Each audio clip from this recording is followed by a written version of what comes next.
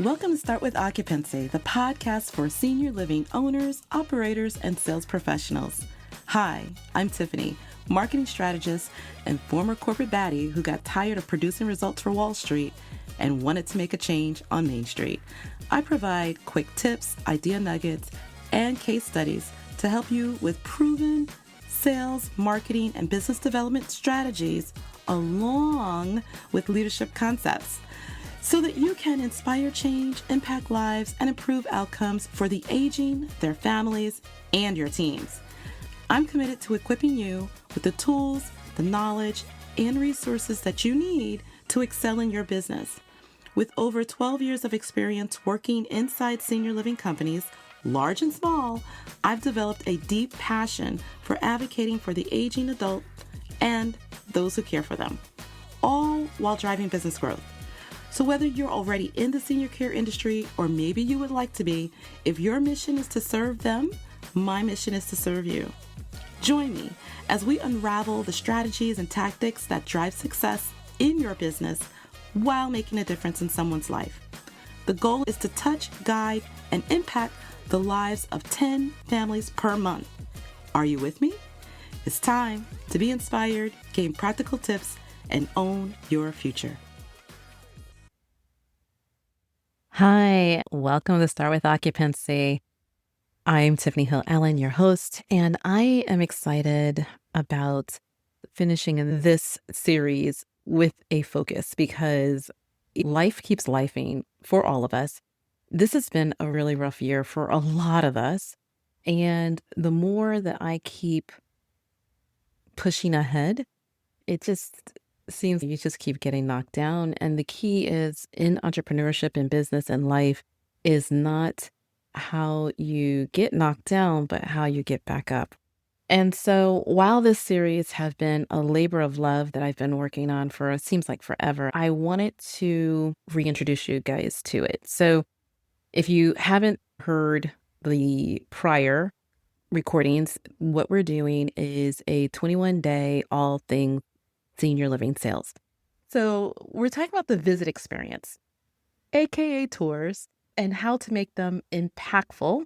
Many people who are new to the industry, and we're talking about people who are owners, managers, sales professionals, when they are finally in their place, whether they just opened or just got licensed, are not quite sure what to do when people actually show up at their door. So they're excited about their place. They're excited about what they're doing and what they're able to offer, but they're not sure how to handle what a lot of people call the tour experience, but I call it the visit experience.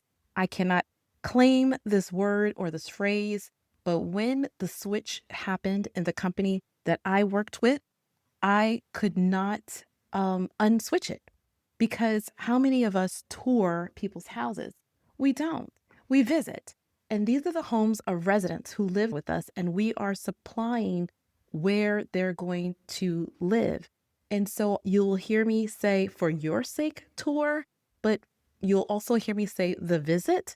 And when I say the visit, this is what I'm talking about. One of the things that I tell my new owners is that you always have to ask yourself, as well as my new salespeople too, I'm not leaving you guys out, but you always have to ask yourself, how am I going to set myself, my community, and my staff apart from not only the competition, but from the comfort of home?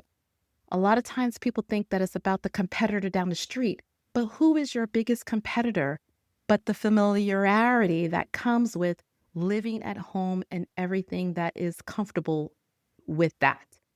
If you are offering an independent living situation for aging adults, the question you should ask yourself is, why should I leave my home to move in with you? Think about it. They're at home. They're independent. They don't have to go. They're leaving because of convenience, lifestyle, and socialization, things like that. What do you offer that I cannot do or do not want to do for my own self? That is the independent person. In assisted living, It is, why is it safer here than it is at my home? The family knows what has to be done, but that's a question in their mind. Is your place going to be safer for my mom, my dad, whoever it is, than where they are now? And you have to show me how. The other thing that a resident might ask is, and they may not ask you directly, these are questions that should be in your mind, but it is, will I lose my independence? What does that look like? Will I be subjected to rules and routines that do not resonate with me or align with my own lifestyle? And lastly, in memory care, this will be more from the family's perspective, right? But it's going to be like, will my loved one be safe here? Will they be cared for? Will they have their dignity? Will you care for him or her like I would at home? And will your staff even know what their likes or dislikes are? These are some of the things that are going through people's minds as they're going to look for a new home, and more preferably a home where there is some form of care that is involved. And in independent living, they don't need direct care. People move into independent living because of socialization, because it might be more affordable than where they're at. Sometimes they don't need assisted living, but they need someone to do their meals. They don't feel like cleaning their house. You have to prove to them or show them, I say prove meaning show them, what is that benefit in your place? Can you see that this is not easy for anyone? There is so many different scenarios and situations and complexities to this decision-making process that it can be overwhelming for families, for seniors, and it can be daunting for you if you don't know how to ask the right questions. It is our duty to personalize this visit experience or the tour experience so everyone feels seen, heard, and valued. And if you listen to me at any point in time, you will know that this is my North Star. Since we are in the quote unquote people business, it should be yours as well. So let's just talk about it, okay? Most families who are visiting communities feel like many of them are exactly the same or have the same language. They're either generic, they're asking them the same questions, they sometimes are very rigid, they're feeling like they're on a museum tour, or they feel rushed. I even had somebody say that because he didn't have his great aunt with him, the sales manager refused, literally, to give him a tour of the community. And she was like, she needs to be here. And he was like, I can't take her, all these places. I'm doing the initial visit to look at places, and then I'm going to bring her. Do you know that sales manager at that big box community at one of the big corporations would not take him around the community? And from that moment on, he has a very bad taste in his mouth about that company, no matter where they are. This is how this type of stuff impact people and the things that they remember. The other thing is that you don't want a family to leave you thinking, this is a nice place, it looks beautiful, but is it the right fit? That tells me, if someone says that to me, and I've had families actually reach out to me, and I would have to then go back and ask them questions about what's important to them. In essence, really doing a whole new discovery conversation with them, because obviously the person who was giving them what I call the walk around never connected them to their community. At the end of the day, families need to feel seen, heard, valued, and I'll even throw in one other one, understood. Do you understand what their needs are? Do you understand what their concerns are? Do you understand their likes, their dislikes, their challenges?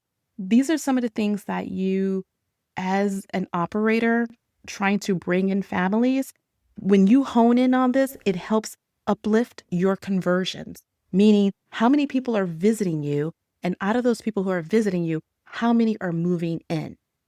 And so the first part, obviously, is getting them to say yes to the visit. And then the second part is once they come and visit you, to say yes to moving forward towards the move-in, whether that is going ahead and doing an assessment whether it's that visiting their home to see what will fit into their apartment, whether that is them coming back for a second visit to meet with a particular resident. Your tour, AKA visit, is the start of a relationship. It is not an appointment. It's an appointment on your calendar. Yes, of course it is. But it is also the beginning, or I would say the step up from the phone conversation if it was scheduled by the phone. But it is the beginning of a relationship. If you did the phone conversation correctly, it is going to further deepen it. If they are people who just walk in off the street and want to see your community because it was a referral, then it is the beginning of a new relationship. The key is that you stand out from every competitor instantly in the way you handle the visit. A tour, AKA a visit, isn't just a walkthrough of your community. It's a moment that shapes whether a family sees you as an option or the one. So my question to you, family, are you an option or are you the one? And you always want to win out as being the one, hands down. So let me tell you a quick story. I obviously, in my many years of being a sales manager and then being a regional manager, have conducted many quote unquote tours, or I would say have hosted many families on a visit. Notice how the language sounds different. So I just want you guys to hear, what does that sound like in your ears? Sounds very different, doesn't it? I digress. I'm sorry, but I just had to go there because language and words matter. And I want you to understand that not only in this, but in this whole sales relationship and customer journey. So here's my thing. How do we personalize a visit? And so I'm going to give you just a few examples of what was done in the past, either by me or one of my team members. This one was by me. I've had someone coming in who was an author of a book. He was a veteran. The book was well known. What I did is when he came in, I had a welcome sign with his name, but the sign that was on the concierge desk said, welcome, his name, author of, and it was like, hey, everyone, we have an author that's coming in. Of course, I had permission from the family. And I had the article that he was featured, and underneath, the name of the community welcomes and is so honored to have you visit with us today. And so nobody knew that he was there for a visit to see the community. They just thought that we were hosting a author coming in. And so people was excited. So when I was taking them around, they were like, oh, you're the author. And they were like, tell us about this. And it was so exciting for that person who was visiting that he almost forgot the why. The reason of the visit was because he wasn't mobile like he was before, and that he needed additional help with his medications. The focus wasn't so much on the shortcomings that I have in my life at this time physically, that I have to make this decision. It was, look at these people celebrating what I've done in my life and who's really excited about meeting me for the first time.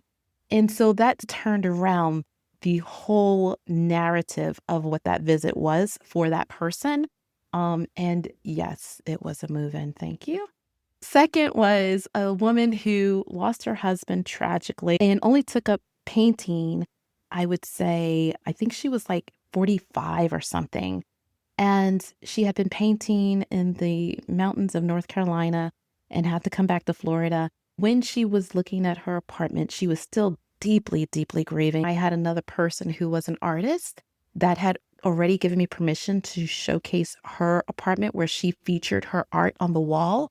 And so when this woman came, she looked at the empty apartment that she would be in. And I said, hey, I have someone else that I want you to meet. I introduced her to this particular resident who was already living with me, who had the art on the walls, showed how she showcased her art. And they started talking about artist things and stuff like that. Again, it was a move-in. Thank you very much. But it was personalized. These are some of the small little things that you can do. Who's the person's favorite sports team? How do you personalize the model room if you have one, or the future room for them? Have you gone online and got their picture and that you put it on the refrigerator door or in a picture frame next to the nightstand? Do you know what their favorite book is that you have laid out on the bed when it's set up? These are little ways that you can personalize the visit, but even the model room or the future room of that resident to make them feel not only, again, seen, heard, valued, but also welcomed and understood. The whole idea of personalizing this visit is to tailor the experience so that you can gain instant connection. You don't want it to seem fake because it shouldn't be. If you're in this, be in it. Be in it for what it is. And that is helping people to live a more fulfilled life. I'm going to go over is the framework that we're going to set up for today's talk. I call it the VIP visit, aka tour method. And the first thing you want to do is visualize, prepare before they even arrive. What do you want this person to experience? And I say person meaning, is it the family that's coming first? Personalize the experience for that family member, or is it the resident, or both? Knowing who's coming on that initial visit and what is important to that person. Again, this all goes back to that discovery conversation, but you want to prepare before they arrive. Do your research. Yes, it might sound like a bit stalkerish, but I wanted to know my families. I wanted to know what were they interested in. Like, again, I cannot reemphasize the importance of a good discovery phone call if you have the opportunity to do that before they come in. The more you know, the better you can connect. But to do this, understand that conversation or being prepared is vitally important. If you miss that discovery conversation episode, go to day 2 of this 21-day series. Literally, the impact of your visit, aka tour, goes back to what you did to that discovery conversation. And you're not starting from zero. Unless they're walking off the street, if they call you and say, hey, I want to come in, get some vital information so that you can personalize that experience for them. Review your discovery notes before they come in. What are their interests? What are their fears? What are their hobbies and their triggers? Then you want to visualize through the lens of the family and maybe then through the lens of their loved one, what that visit would look like for them.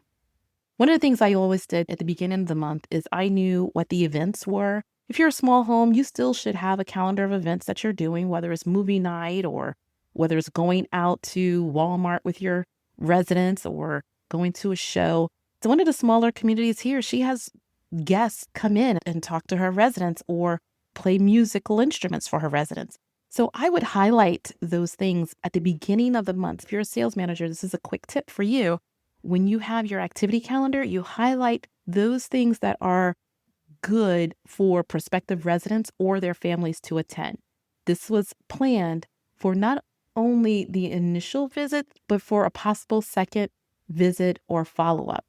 If it was coordinated, I did enough discovery, I knew their likes and what their passions and hobbies were, and we had someone coming in for that, it was a good setup for an incredible first impressions and impactful visit.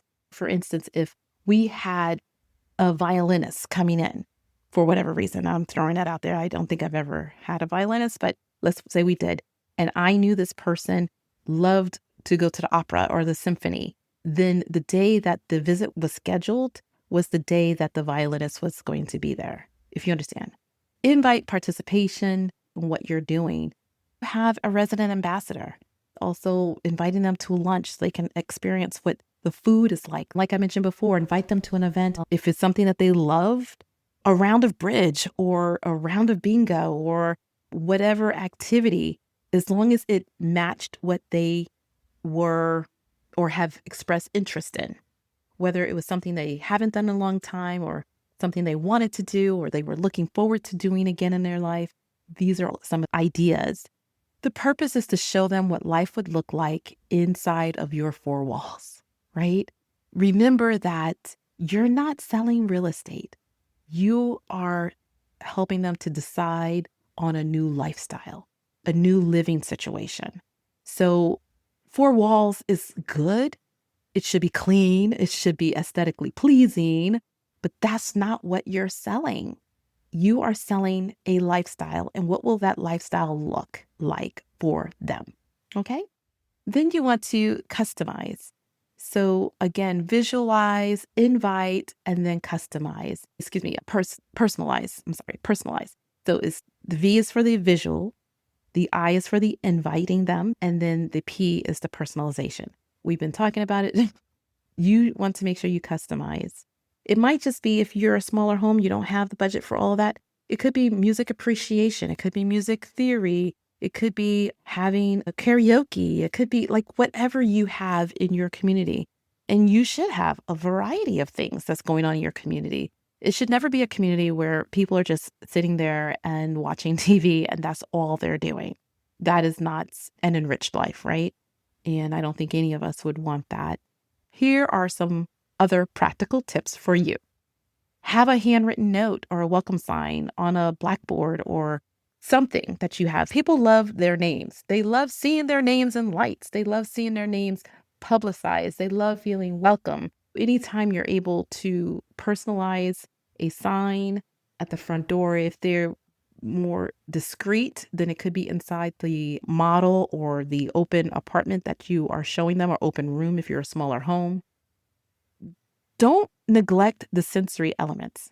What is their favorite snack? What is their favorite song? Do you have music that is just playing softly in the background of your home or inside of the model room or inside the room that you have open?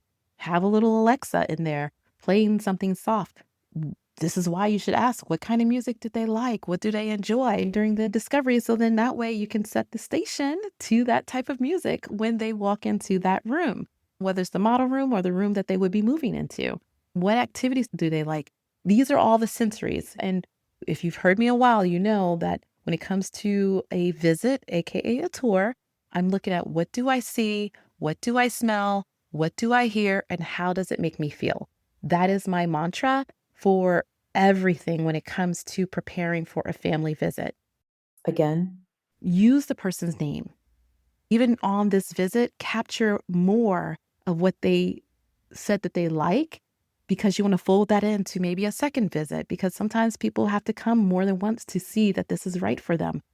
Mention it again at the end of the visit. Use their name, not just saying, hey, your mom is this or your mom that, or this is something good for your mom, but use the mom's name. Miss Cynthia would like this, or Miss Cynthia likes chicken and rice. What kind, or how does she like the chicken prepared? Like, it's having conversations. And the more you have conversations, the more you connect. Remember, this is an opportunity to build a relationship. Address everybody by their name. That is so important. Ask how they would like to follow up after the visit. And this is not an open-ended question. You don't say, how would you like me to follow up with you?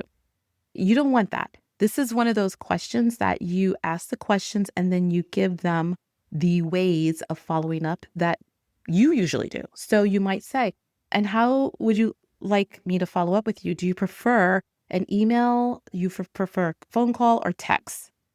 But usually those are text or phone call. And you want to also, I say, personalize the visit with this. And this is something I did way before videos were even popular. After a visit, they would walk out the door, pull off. I would immediately send a text that says, thank you for coming in. I am looking forward to meeting your mom, Cynthia, or Miss Cynthia, because I always call people by their Miss this and that, because we're here in the South down here. But then I would also second that maybe a couple of hours later. Hey, I was still thinking about you and Miss Cynthia.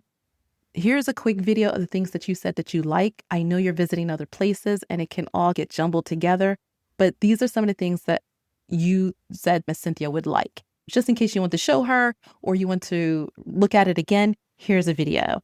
And I did this way back, like in 2012 when it wasn't popular. And people appreciated that. They loved it, actually. These are the little extra steps that you can do that is going to set you apart from other providers. Remember to ask them, how do you prefer for me to contact you? I would like to go ahead and follow up with you tomorrow. Based on our conversation, I'm going to follow up with you tomorrow to go over this, that, and the other. Because which I'm not going to go over today, but in every visit, I always gave the family homework to do.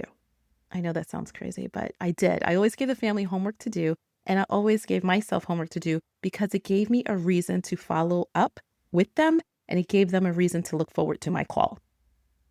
There's another little tip there, but I'm just saying, maybe on another episode, you guys let me know just by commenting on my Instagram or Facebook. You can DM me and say, hey, I would like to know more on how you did that. But I always gave them homework and I always gave myself homework. And that way they would look forward to my call and it wouldn't be considered bothersome. I think a lot of salespeople and new owners feel like they're bothering a family, but remember, they came to you because they needed help. So asking them how would they like to communicate, phone or text. Usually I try within 24 hours just to see if they had any questions, and I would tell them that. And then also to give them whatever the homework I had to get back with them on, whether it was from a question they had or resources they needed. It is always nice to have a departing gift, and I put that in quotations. It doesn't have to be a true gift, but it could be a branded item for the family to take with them. Obviously, you want to have a brochure with them, something to personalize the experience for the caregiver is another one. A lot of times the person is coming without their loved one, and if they don't have their loved one with them, it might be because they're overwhelmed as a caregiver. I have had it where caregivers really poured their heart out to me over the phone before the visit. And what I ended up doing is giving them a little caregiver care package. You know, that could be tea with a mug and a journal. And back then it was a CD. Just be creative, because the thing is that at the end of the day, people want to know again that you care. And what you do now in the foundation of building that relationship, even when there are customer service failures, possibly later on, they will go back to remembering who you were when they met you. Meaning that in the big box, you're not responsible for customer service failures. You're just not. You can't be, because that's not your thing. You can only tell what people are supposed to do, and you hope that your executive director direct the team to do. If you're the owner, you have staff, you tell them what to do, but sometimes for whatever reason, it doesn't come through the way your intentions are. But if a family knows your intentions and they feel connected to you and feel like you really care, then they know that you'll take care of whatever it is that failed them through the caregiving process. And that is great leverage, because you want to show up as being present and really being a partner, because that is what you are, an actual partner to them. Let me know what ideas you have used in the past that was effective in helping families and connecting with them on their visit. What I'm going to do for you, though, is I'm going to set up, it's not there yet now. I'm trying to wait till the series is done. So you guys have to hold on for me, but you can subscribe so that when it comes out, I will let you know. Create a personalized guide, visit, script, and checklist so that you can upgrade every visit that you have. And that's going to be coming out real soon. If you're loving the series, please share it with another operator who needs that strategic support. Remember, sharing is caring. And there are so many people who's going to need help that there is no reason to not play nice in the sandbox. If you know someone who's struggling, help them out. This may be helpful for them. Subscribe so you never miss a step in the 21-day all things sales journey that we're doing. And before you go, one more thing I would like to share with you that can truly shift your trajectory in 2026. You've been working, you're open, you're just not quite breaking through yet, and you're listening to this. I have something I created. It's called the Momentum Marketing Bootcamp.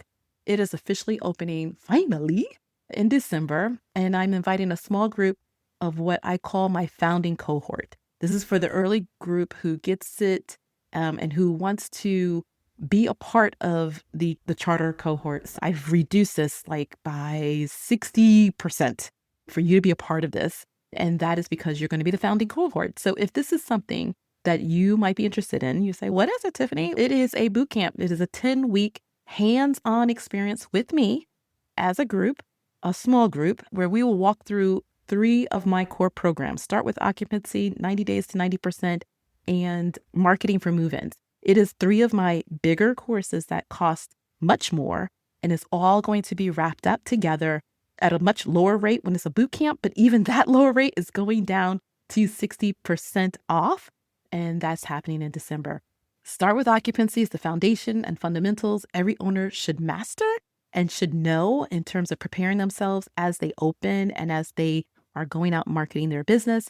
90 days to 90% is the system that is creating your marketing plan, is how you're going to simplify marketing and fill up your pipeline. And that's another sales term if you don't know, but we'll talk about that. And then it's Marketing for Move-ins, which is the strategy that turns that plan that you made in 90 days to 90% into an actionable plan. It's how do you execute? And that's what we're going to be doing. So this bootcamp's going to remove all the guesswork. It's fast-paced, condensed for you, and you'll get clarity, structure, accountability, and the actual tools that you will need to grow your community in 2026. Listen, in the big box communities, the people that I was training, they all, whether it was memory care, all the way up to independent living, had a number they had to reach every single month. My job was to get them where they needed to be upped and trained to get that. If you are getting anything less than, for an assisted living, 4 move-ins a month, for memory care, less than 2 to 3 move-ins a month, and for independent living, depending on how big you are, anything less than, let's just say, 6 move-ins a month, then you need this bootcamp, because that is what I've been trained to do, is help people get, on average, about 5 move-ins per month. And if 5 move-ins will get your house completely full, then you need to be here. All right. Also, take a moment to check out Inspire Me Collective. It is my lifestyle brand created to uplift caregivers and operators and heart-centered entrepreneurs like you. And a portion of every sale of Inspire Me Collective, $5 goes to people like you. It goes to owners who are trying to make senior living affordable. And that is something that has always been in my heart. Now it is actually coming together where I have something that I can grow and take that money and pour it back to you, the actual operator, to make sure that we are really having the opportunity to give affordable senior living options to aging adults. It's something that is so part of my heart, and I am so happy to have finally got this going. Your reviews will help this podcast reach more people, so don't be shy. And if you do write a review, please put in your name, the name of your assisted living or memory care or independent living community, and the city and state, and I will shout you out on the podcast. Love to hear from all of you guys. Thank you so much. Get ready for day 10.